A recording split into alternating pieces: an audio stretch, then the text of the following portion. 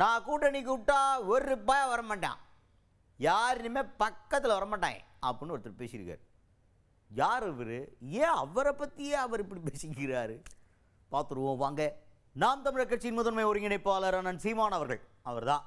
இப்போ அவர்கிட்ட என்ன கேட்டாங்கன்னா, அவர் ஒரு பேட்டி கொடுக்கும்போது, ஒரு ஏஜென்சிக்கு பேட்டி கொடுக்கும்போது என்ன சொல்லியிருக்காருன்னா, நான் இப்போ தேர்தலுக்கு திராவிட கட்சிகள் அல்லாத கட்சிகள் யாராவது இருந்தீங்கன்னா என் கூட கூட்டணி வச்சிங்கன்னா உங்களுக்கு நம்ம ஜெயிச்சிட்டோம்னா துணை முதல்வர் பதவி தர்றேன் அப்படின்னு அவர் சொல்லியிருக்காராம். அதை செய்தியாளர் நீங்கள் இப்படி சொல்லியிருக்கீங்களே, என்ன திடீர்னு கூட்டணி கூப்பிட்றீங்க அப்படின்ற மாதிரி ஒரு கேள்வி கேட்குறாரு. அதுக்கு சீமானவர்கள் என்ன சொல்கிறாருன்னா, நான் கூட்டணிக்கு கூப்பிட்டா ஒரு பயிலும் வரமாட்டான் அப்படின்னு சொல்கிறார். என்னடா அவரை பற்றியா அவர் இவ்வளோ மட்டமாக நினச்சிக்கிறாரா அப்படின்னு நீங்கள் தப்பாக நினச்சக்கூடாது. அவர் சொல்கிற சென்ஸே வேறு. ஏன்னா நாங்கள் காசு கொடுத்து ஜெயிக்கிறது கேவலம்னு நினைக்கிறவங்க, ஆனால் மற்றவங்க பூரா காசு கொடுக்காம ஜெயிக்க முடியாதுன்னு நம்பிக்கிட்டு இருக்கிறவங்க. இங்கேயே வேறுபட்டு போயிட்டோமா? அப்புறம் எப்படி நம்மளோட ஐடியாலஜியில் ஈக்குவலாக இருக்க வந்தானே நம்ம கூட நிற்க முடியும்? அப்போ ஒரு வேளை அந்த இதில் இல்லை, அப்போ யாரும் நம்ம கூட வரமாட்டான். அதனால் சும்மா சொல்கிறதேன், வாங்கடா வந்தால் தர்றேன்னு சொல்கிறதேன், ஒரு வேலை வரமாட்டான் அப்படின்ற மாதிரி பேசியிருக்காரு சீமானவர்கள். இல்லை இல்லை இல்லை அது வரமாட்டாங்க யாருக்கு. இங்கே வாக்குக்கு காசு கொடுக்காதது வெல்ல முடியாதுன்னு இவங்க நம்புகிறாங்க. நாங்கள் காசு கொடுத்து பெற வெற்றியே இல்லைங்க. அது ஒரு இழிவான அரசியல். ஏன்னா ஐயா ஜேசி குமரப்பா அந்த தாய்மை பொருளாதாரம்னு ஒரு இதில் அதில் என்ன சொல்கிறாருன்னா, பணத்தை முன்னிறுத்தி செய்கிற அரசியல் பண்பாட்டையும் ஒழுக்கத்தையும் சிதைச்சிருன்ற அதை நாங்கள் செய்ய விரும்பலை. அதனால அப்படி யாராவது வந்தா அப்படின்னா ஏன் சொல்கிறேன்னா வரமாட்டாங்க.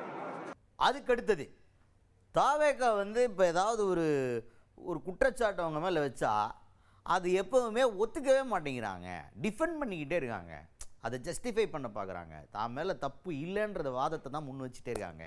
அதில் ஒரு மிஸ்டேக் இருக்குது, அதை நம்ம திருத்திக்கணும்னு நினைக்கவே மாட்டேங்கிறாங்களே அப்படின்ற கேள்வியை முன் வச்சப்ப சீமானவர்கள் என்ன சொல்கிறாருன்னா, அதுக்கு ஒரு தனி மனப்பக்குவம் வேணும்ப்பா, அது பெரிய மனித மாண்பு. அது ஒரு தப்பு இருக்குன்னு அதை உணர்ந்து அதை திருத்திக்கிறதுக்கான மனநிலை இருக்குல்ல, அது எல்லாருக்கெல்லாம் வராது. அது ஒரு பெரிய மனித மாண்பு, அது அவங்களுக்கு வரல. ஏன்னா கரூர் சம்பவத்திலே விஜய் அவர்கள் என்ன சொல்கிறாரு, என் மேலே பழிய போடுறீங்கன்னு ஒரு கத்துறாரு. முதல்ல ஆதியிலே அங்கே பிரச்சனை இருக்குது. ஏன்னா இவர் வரலன்னா கரூரில் கூட்டம் கூட போகிறதில்ல, கூட்டம் கூட இல்லைன்னா இத்தனை பேர் சாக போகிறதில்ல. அப்போ ஏதோ ஒரு விதத்தில் விஜய் அவர்கள் அதுக்கு பொறுப்பு. ஆனால் அதுக்கு தான் பொறுப்பே இல்லை, நான் அதில் எந்த தப்புமே பண்ணலைன்னு அதை தன்னுடைய நான் நல்லவன் அப்படிங்கிறத நிரூபிக்கிறதுக்காக மட்டுமே பேசிக்கிட்டு இருந்தா எப்படி நம்பிக்கை வரும்? சரி, ஏதோ ஒரு விதத்தில் நான் தப்பு பண்ணிட்டேன், இந்த தப்பு இனிமேல் நடக்காமல் நான் பார்த்துக்கிறேன், இதுக்கு மனதளவில் வருத்தப்பட்டு நான் வருத்தத்தை தெரிவிக்கிறேன் அப்படின்னு சொல்லிட்டா சரி, நம்மளை பற்றி அவர் கவலைப்படாரு இருக்கும். இந்த மாதிரி நான் இல்லைன்னு கையை தூக்கிட்டு இருந்தால் நம்மளை பற்றி அவர் கவலையாக படுறது இல்லை அப்படின்னு தானே தோணும். அப்படின்ற மாதிரி பேசிகிட்டு இருக்காரு சீமானவர்கள். அதுக்கு ஒரு தவறை உணர்ந்து ஏற்றுக்கொண்டு ஒத்துக்கொண்டு அதை திருத்திக் கொள்வதற்கு ஒரு மிகப்பெரிய பக்குவம் ஏற்படுது. அது ஒரு பெரிய மனித மாண்பு, குற்றத்தை ஆமாம் தவறு தான் அப்படின்னு. இப்போ இதில் என்னென்ன என் தம்பியை நான் பார்க்குறேன், கரூரில் அந்த நிகழ்வு அவர் அதை என்ன சொல்கிறாருன்னா, அவருக்கும் அதுக்கு எந்த சம்மந்தம் இல்லைங்கிற ஒரே ஒரு அடிப்படை கேள்வி. அவர் அங்கே வரலைன்னா கூட்டம் இல்லை, கூட்டம் இல்லைன்னா நெரிசல்னா சாப்பிடும். இப்போ முதன்மையான காரணம் யார்? அவர் தான். அதனால் அவர் என்ன சொல்ல, தெரியாமல் நடந்துருச்சு, அதுக்கு நானும் ஒரு பொறுப்பாயிட்டேன், அதனால் நான் என் மக்கள்கிட்ட உள்ள பெரிய மிகுந்த மனத்துயரத்தோடு என் வருத்தத்தை தெரிவிச்சுக்கிறேன்னா அது முடிஞ்சிடும். அதுக்காக அவர் வருந்துறாரு, அவருக்கு ஒரு குற்ற உணர்வு இருக்காதுல்ல அப்படின்னு இருக்கு.